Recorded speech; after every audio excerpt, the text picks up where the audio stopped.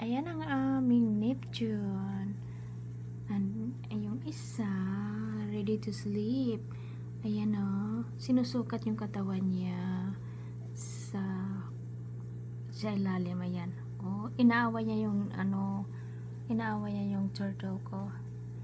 Ayan, si Neptune. Ayan si Neptune, lumalangoy palayo.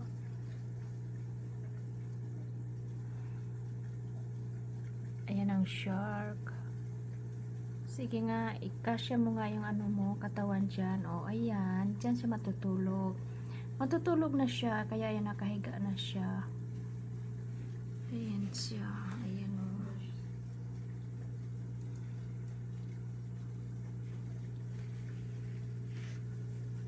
Ayan siya.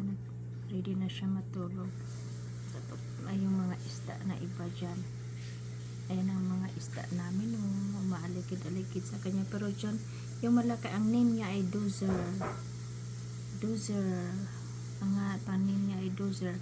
Ayan, ay maraming fish dito, umunadaan-daan. Ito ang aming aquarium. Ayan, natutuwa ako nito kay Dozer. Diyan siya matutulog whole night. Ayan, sinusukat yung katawan niya if kailangan pa babawasan ng buhangin or hindi na. Ganyan, yan siya. Ayan o, nakakatuwa yung mga isda, no. Yan si Dozer. Ayan, i-focus ko ang Dozer. Hindi ko alam ang name niya, pero maganda rin yan na isda. Oh, busog na busog katatapos lang nila kumain. Ayan yung iba doon. Ayan, ayan. So,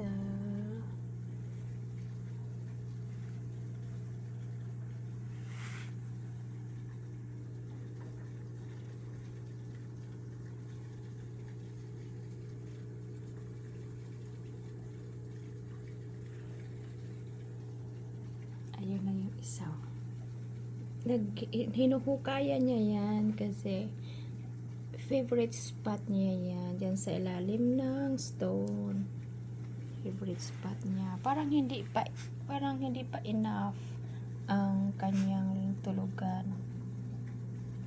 Kasi sinusukat yung sarili niya dyan if kasya ba siya o hindi. Pag kasya naman siya, kaya lang parang gusto niya yung mas malalim, kaya tinatanggalan niya ng buhangin.